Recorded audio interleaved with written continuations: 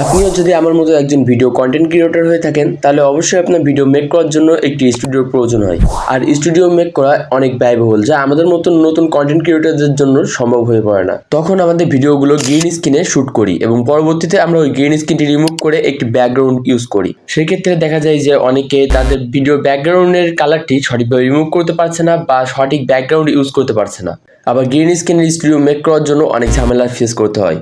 এই সকল বিষয় বিবেচনা করে আজকে এই ভিডিওটি মেক করেছি। আজকের এই ভিডিওটিতে আপনারা কোনো প্রকার গ্রিন স্ক্রিন ছাড়াই আপনার ভিডিওর জন্য একটি স্টুডিও তৈরি করে নিতে পারবেন, তাও খুব সহজেই, কোনো প্রকার ঝামেলা ছাড়াই। এআই আসার পর থেকে সব ক্ষেত্রে ইমপ্রুভ হয়েছে। তো আজ আমি এআই এর মাধ্যমে একটি ভিডিওর স্টুডিও তৈরি করে নিব। তো পুরো প্রসেসটি আপনারা শেষ পর্যন্ত দেখবেন। আমি স্টেপ বাই স্টেপ সবকিছু আপনাদের ভালোভাবে বোঝানোর চেষ্টা করব। তো ভিডিওটি আর বেশি বড় না করে মূল ভিডিওতেই চলে যাব, এবং মূল ভিডিওতে যাওয়ার আগে আমার চ্যানেলটি অবশ্যই সাবস্ক্রাইব করে রাখবেন। প্রথম স্টেপে আমাদের একটি ভিডিও শুট করতে হবে। তো ভিডিওটি আমরা পোর্ট্রেট সাইজে শুট করব। যেমন টিকটক বা রিলস ভিডিও শুট করার সময় আমরা যে সাইজে আমাদের ভিডিওগুলো শুট করি ওই পোর্ট্রেট সাইজেই আমাদের ভিডিওগুলো শুট করব। এবং ভিডিওটি শুট করার সময় আমাদের লক্ষ্য রাখতে হবে যে ভিডিওর বাইরে আমাদের হাত বা কোনো শরীরের কোনো অংশ যেন না যায়, পুরো শরীরটি আমাদের ভিডিওর ফ্রেমের ভেতরেই থাকবে। দেন আমাদের রেকর্ড করা ভিডিওটি প্লে করব এবং এই ভিডিও থেকে আমরা একটি স্ক্রিনশট নিয়ে নিব। নেক্সট স্টেপে আমরা একটি পিকচার এডিটিং করা অ্যাপ্লিকেশন ওপেন করব। তো আমি এখানে পিক্সেল অ্যাপটি ওপেন করছি। আমাদের ভিডিও সাইজ অনুযায়ী এখানে আমরা পিক্সেলের সাইজটি সিলেক্ট করব। ওপর থেকে থ্রি ডটে টাচ করব, ইমেজ সাইজে টাচ করব এবং এখান থেকে ইউটিউব থাম্বনেল এইটি আমরা সিলেক্ট করব। কারণ ইউটিউব থাম্বনেল 16:9 রেশিওতেই তৈরি হয়, আর ইউটিউবের যে ভিডিওগুলো আছে সেগুলো 60:9 রেশিওতেই তৈরি হয়। এজন্য আমরা এখান থেকে ইউটিউব থাম্বনেল এটি আমরা সিলেক্ট করব। এখন এই ব্যাকগ্রাউন্ডটির একটি কালার চুজ করব।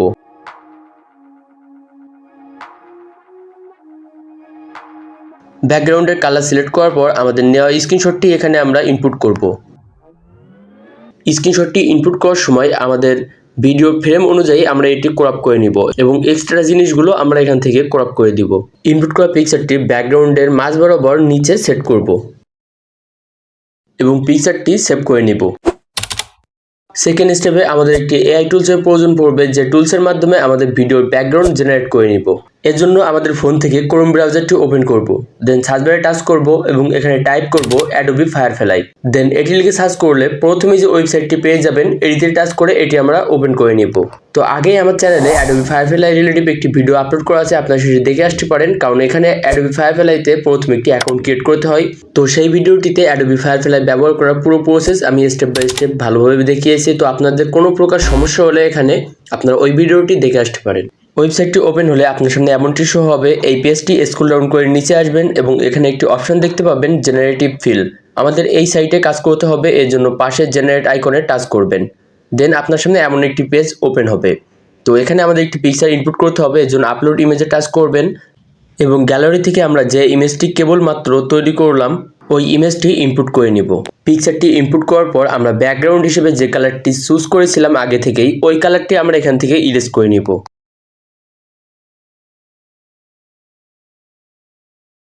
পুরোপুরিভাবে আমাদের পিকচার থেকে আমাদের ব্যাকগ্রাউন্ডের কালারটি রিমুভ করা হয়ে গেলে আমরা নিচে একটি অপশন দেখতে পাবো ডিসক্রাইব দ্য ইমেজ। তো আমরা এখানে টাচ করব এবং এখানে আমরা আমাদের ব্যাকগ্রাউন্ড হিসেবে কি চাচ্ছি সেটা আমরা এখানে টাইপ করব। তো এক্সাম্পল হিসেবে আমি এখানে টাইপ করলাম লাইটিং রুম, দেন পাশ থেকে জেনারেটে টাচ করলাম। এখানে কিছুটা লোডিং নেবে এবং লোডিং শেষে আমাদের কমান্ড অনুযায়ী এখানে 3টি ব্যাকগ্রাউন্ড জেনারেট করে দিবে। তো দেখতে পাচ্ছেন আমার এখানে 3টি ব্যাকগ্রাউন্ড জেনারেট করে দিয়েছে। তো আমার কাছে এই ব্যাকগ্রাউন্ডগুলো তেমন একটা ভালো লাগছে না। তো আপনার কাছে হয়তো এটি ভালো লাগতে পারে, বা অন্য কোনো যদি ব্যাকগ্রাউন্ড প্রয়োজন পড়ে সেটি এখানে আপনি লিখে সার্চ করতে পারেন। তো আমি এখান থেকে ব্যাগে আসব এবং এখানে আমি শুধু লিখলাম রুম, দেন জেনারেটে টাচ করলাম। এখন আমার কমেন্ট অনুযায়ী এখানে 3টি ব্যাকগ্রাউন্ড জেনারেট করে দিয়েছে, 3টাই রুমের পিকচার। তো এখানে একটি জিনিস ভালো করে লক্ষ্য করে দেখতে পারবেন যে আমার পিকচারটিতে বা আমার ফেসে এক সাইডে লাইটিংয়ের আলো পড়ছে। তো এরাও ঠিক সেভাবে সেটি ডিটেক্ট করে এক সাইডে একটি লাইটিংয়ের ব্যবস্থা করেছে। তো এটি আমার কাছে বেশ স্পেশাল লাগে এই টুলসে। এটার জন্য পিকচারটি আরও রিয়েলিস্টিক লাগে। এই পিকচারগুলোর মধ্য থেকে আপনার যে ব্যাকগ্রাউন্ডটি বেশি পছন্দ হবে সেটি রাখার জন্য কিপে টাচ করবেন। চাইলে আপনি এই ব্যাকগ্রাউন্ডে আরও কিছু কাস্টমাইজ করে নিতে পারেন। যেমন আমি চাচ্ছি এখানে একটি গাছ অ্যাড করতে। আপনার ব্যাকগ্রাউন্ডে যদি আরও কিছু অ্যাড করতে চান তাহলে আপনি এখান থেকেও সেটি অ্যাড করে নিতে পারবেন। ফাইনালি আপনার পিকচারের ব্যাকগ্রাউন্ডটি জেনারেট করে নেওয়ার পরে এটি আপনি ওপর থেকে ডাউনলোড আইকনে টাচ করে এটি ডাউনলোড করে নেবেন। এখান থেকে কোনো পিকচার জেনারেট করলে পিকচারটিতে এই সাইটের একটি ওয়াটারমার্ক অ্যাড হয়ে যায়, এজন্য এই ওয়াটারমার্কটা আমরা রিমুভ করে নেব। এজন্য আমাদের ফোন থেকে স্ন্যাপসিড অ্যাপ্লিকেশনটি ওপেন করব এবং এই পিকচারটি ইনপুট করে নিব। পিকচারটি ইনপুট করার পর আমরা এখান থেকে টুলসগুলোর মধ্য থেকে হিলিংস টুলটি সিলেক্ট করব এবং আমাদের পিকচার থেকে ওয়াটারমার্কটি মার্ক করব এবং দেখতে পাবেন আমাদের ওয়াটারমার্কটি এখান থেকে রিমুভ হয়ে যাবে। ওয়াটারমার্কটি রিমুভ করার পর আমরা এটি সেভ করে নিব। ফাইনাল স্টেপে আসে ভিডিও এডিটিং এর কাজ। তো ভিডিও এডিটিং করার জন্য আমি ক্যাপকাট ইউজ করব, আপনারা অন্য সকল ভিডিও এডিটিং অ্যাপ্লিকেশন ব্যবহার করতে পারেন। আমি আমার চ্যানেলের সবকটি ভিডিও আমি মোবাইলের মাধ্যমে ক্যাপকাট অ্যাপ্লিকেশন দিয়ে তৈরি করি। তো আপনারাও যদি চান আমার মতো ভিডিও এডিটিং করতে, তাহলে আমার চ্যানেলটি সাবস্ক্রাইব করে রাখুন, কারণ আমি পরবর্তীতে আমি কিভাবে ভিডিও এডিটিং করি সেই রিলেটিভ ভিডিওটি আমি নিয়ে আসবো। ক্যাপকাট অ্যাপটি ওপেন করব, নিউ প্রজেক্টে টাচ করব এবং পিকচারে টাচ করে আমরা যে পিকচারটি কেবলমাত্র জেনারেট করলাম সেই পিকচারটি সিলেক্ট করে নিচ থেকে অ্যাডে টাচ করে আমরা এটি ইনপুট করে নিব। দেন রেশিওতে টাচ করে আমরা ইউটিউবের যে রেশিওটি আছে আমরা এটি সিলেক্ট করব। দেন এখানে আমাদের শ্যুট করা ভিডিওটি ইনপুট করতে হবে। তো ভিডিওটি ইনপুট করার জন্য নিচ থেকে ওভারলেতে টাচ করবেন এবং আমাদের গ্যালারি থেকে আমরা আগেই যে ভিডিওটি আমরা রেকর্ড করে রেখেছিলাম সেই ভিডিওটি আমরা এখানে ইনপুট করব। ভিডিওটি ইনপুট করার পর আমাদের ব্যাকগ্রাউন্ডে আমাদের পিকচারটি ঠিক যে পজিশনে আমাদের যেখানেই সেট করা আছে আমাদের ইনপুট করা ভিডিওটিরও রেশিওটিও সেভাবেই অ্যাডজাস্ট করে নিয়ে আমরা ঠিক সেই পিকচারটির ওপরেই সেট করে দেব। ভিডিওর কোনো অংশ যদি আমাদের ব্যাকগ্রাউন্ডের সাথে মিল না খায় তাহলে আমরা সেটুকু ক্রপ করে নিতে পারি।